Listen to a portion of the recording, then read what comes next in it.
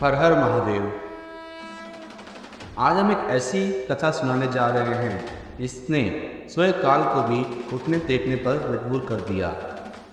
आज हम एक ऐसी कथा सुनाने जा रहे हैं जिसने भगवान शिव की भक्ति की महिमा को स्थापित कर दिया, जिससे आपको पता चलेगा कि भगवान शिव अपने भक्तों के लिए क्या कुछ नहीं कर सकते। तो आइए इस कथा को ध्यान से सुने और भगवान शिव की कृपा प्राप्त करें। इस कथा से प्रेरणा लें और भगवान शिव के भक्त बने।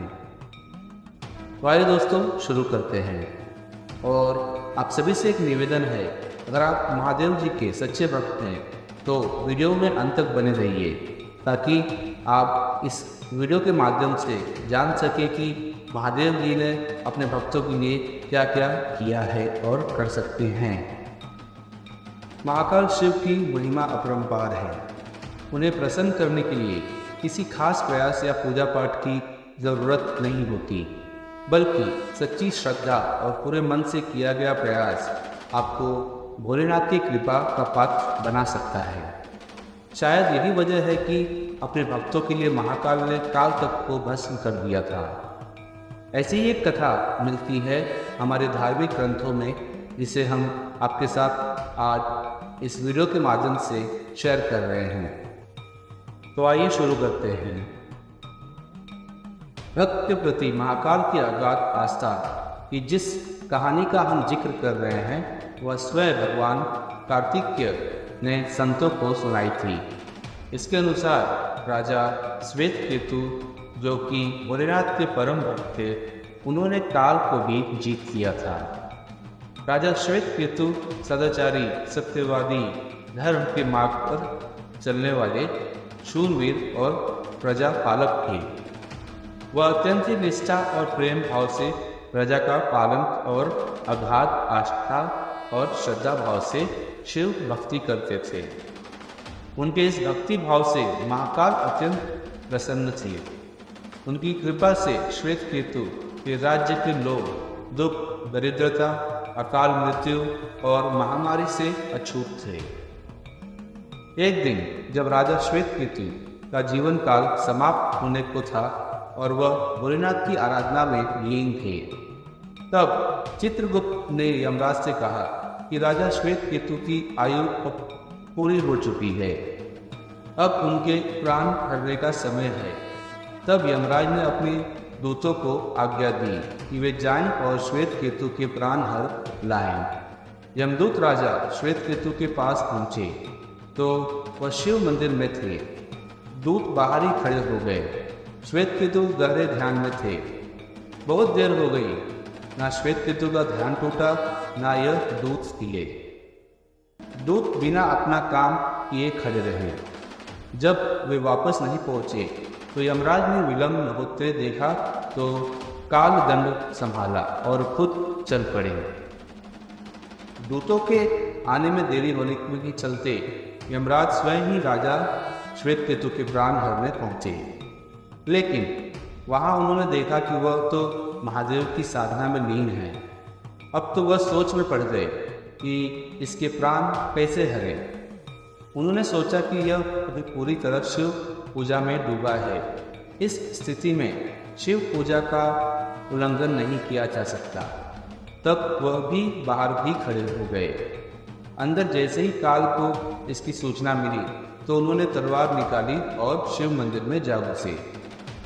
काल ने देखा कि राजा श्वेतकेतु अभी भी भगवान शिव के लिंग स्वरूप के सामने बैठे ध्यान मग्न हैं।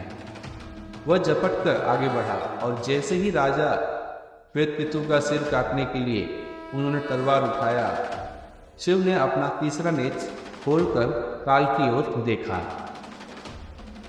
भोलेनाथ के तीसरी नेत्र खुलते ही काल वहीं राजा श्वेतकेतु के सामने जलकर भस्म हो गया।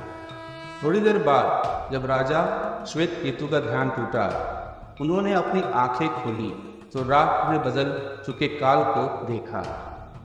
उन्हें चिंता हुई कि यह कौन है और क्या है। श्वेतकेतु ने भगवान शिव से पूछा, हे भोलेनाथ, ये किसकी राख है? इसे किसने और क्यों जलाया? तब भोलेनाथ ने बताया कि यह काल था जो कि तुम्हारे प्राण भरने आया था। राजा श्वेतकेतु ने कहा कि हे महाकाल, यह तो आपकी आज्ञा से तीनों लोक में विचरता है, लोक को नियंत्रण में रखता है। इसी के भय से तो लोग पुण्य कार्य करते हैं। आप इन्हें अति शीघ्र जीवन दान दे दे। शिव जी की कृपा से काल जी उठा और उसने उठते ही श्वेतकेतु को अपने गले से लगाकर बोला, राजा, तुम जैसे तो 3 और लोकों में कोई नहीं है। तुमने तो अजय काल को भी जीत लिया।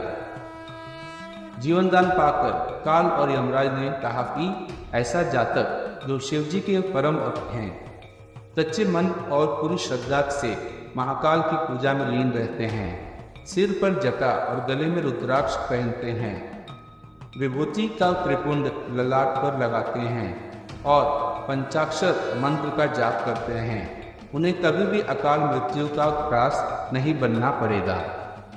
दोस्तों, कथा के अनुसार इस आशीर्वाद के बाद श्वेतकेतु ने लंबे समय तक राज किया और फिर महाकाल की कृपा पाकर उनमें ही विलीन हो गए। भगवान शिव अपने भक्तों के लिए हमेशा तत्पर रहते हैं। भक्तों की भक्ति से भगवान शिव प्रसन्न होकर उन्हें सभी सुख समृद्धि प्रदान करते हैं। तो आशा करते हैं कि इस कथा से आपने ज़रूर कुछ सीखा होगा, और अगर आपको ये कथा पसंद आया है, आपको अच्छा लगा है, तो आप सभी से एक छोटी सी निवेदन है कि वीडियो को एक लाइक कीजिएगा, चैनल को सब्सक्राइब कीजिएगा और बेल को ऑन करिएगा, ताकि आपको हमारे आने वाले नए वीडियो का अपडेट मिलते रहे। तो मिलते हैं अगले ऐसे ही महादेव की कथा में। तब तक के लिए हर हर महादेव। ओम नमः शिवाय। श्री शिवाय नमस्तुभ्याम।